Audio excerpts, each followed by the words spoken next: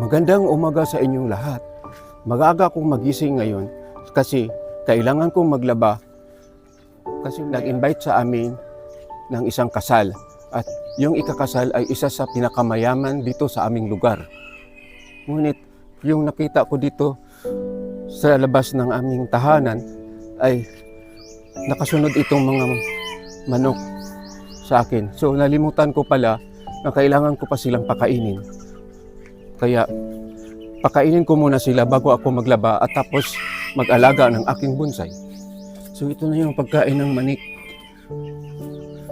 Dalawa pala ang takip nito. Ang hirap para magbukas pag nakahawak tayo ng kamera. Nakita ko wala ng laman.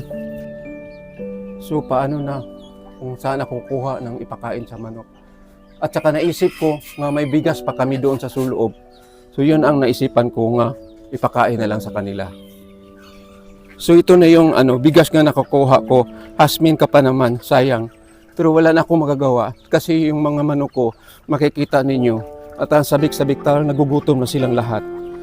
So bago ko ito sila pakakainin, kailangan ko munang bagtingin itong kampana. Ipapatong ko ito sa taas itong aking bigas na dala kasi gawin ng mga manok.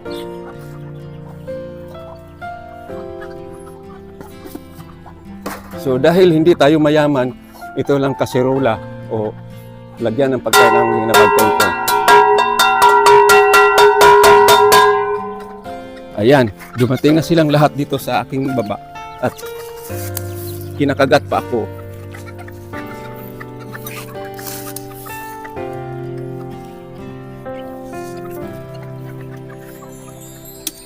So, mukha silang masaya. At tapos pupuntahan ko pa yung ibang nakalagay sa halwa para pakainin ko.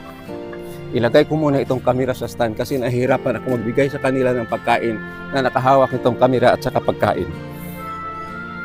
Ayan, tuwa-tuwa ang aking mga manok sa pagkakain ng bigas na hasmin.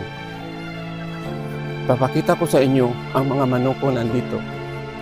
Ito ay mga sisiw ng isa kong malaki na manok.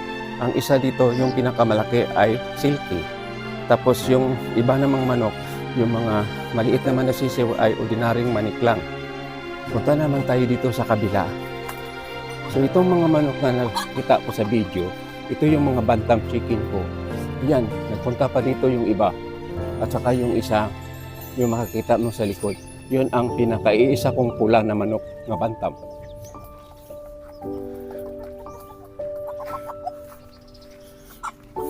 Dito naman, ito ang bantam nga malaki ng kaunti at tapos ito naman ang aking silky chicken. At napansin ko, isusum ko, ayan siya. Tapos sa likuran niya may nakita ako isang itlog. So kukunin ko yun at ilagay sa incubator. So katatapos ko lang pagpakain ng manok, kailangan maglaban ako. At dahil hindi kami mayaman, so dito lang ako sa labas maglalaba kasi wala kaming washing machine. So kailangan matapos ko ito para makagawa naman ako ng bonsai. At itong mga hose na dinidilig gamit ko pagdidilig ng halaman, dito ako kukuha ng tubig para sa aking mga damit na lalabahan. So ito ang buhay sa aming probinsya.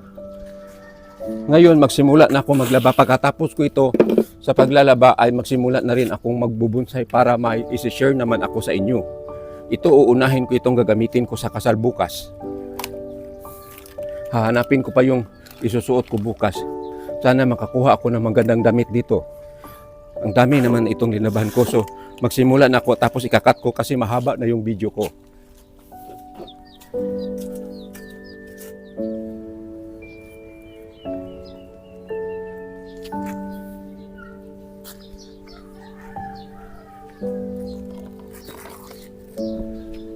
Katatapos ko lang maglaba, tapos magsimula na akong mag-asikaso nitong aking mga bonsai. Makukuha ako dito ng mga bonsai kung ilan-ilan ang kaya kong trabahuin ngayong umaga. Siguro ito isa sa mga bonsai nga asikasuhin ko ngayon. Hahanap ako ng iba. Ang problema lang dito sa aking kapaligiran ay maraming langgam na gumagapang sa lupa, hindi lumilipad. Ito pa, nakakuha pa ako ng isa pa nga bonsai materials. Bababa ko ito kasi sobrang bigat. Tapos ang isi-share ko sa inyo, itong pinakapaborito ko na tugas bato. Sa ngayon ay nakagay na siya sa mamahaling masitira.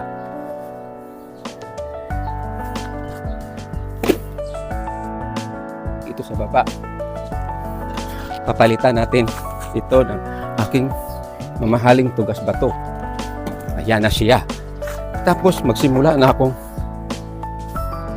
magupit. Kaya lang, ang daming langgam dito sa baba nga gumagapang. So ito na bonsai materials. Ito ang bonsai na kaisa-isa ko nga, paborito ko nga bonsai materials. Dahil nahihirapan ako sa paggawa nito. Umaabot ng ilang mga buwan at ilang mga taon. Ngayon, anong tawag dito? Ngayon, magsimula na akong magtrabaho nitong bonsai materials na ito. So dahil mahaba na ang video ko, gagamitan ko lang ito ng time-lapse.